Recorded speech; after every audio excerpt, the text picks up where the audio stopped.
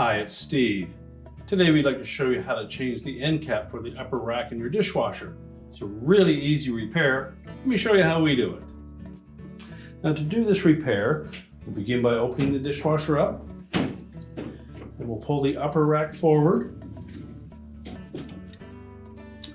And depending on whether it's the right or left side end cap that you're replacing, we'll just secure that rail and then push the rack back out of the way. If the end cap is still attached to that rail, you'll need to remove it.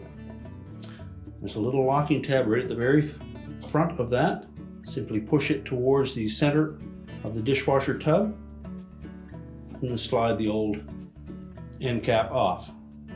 You can discard the old one. Line the new one up.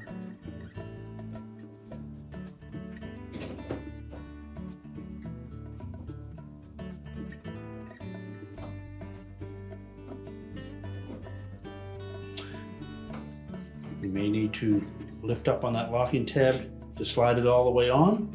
Make sure it bottoms out on that rail and the locking tab snaps into place.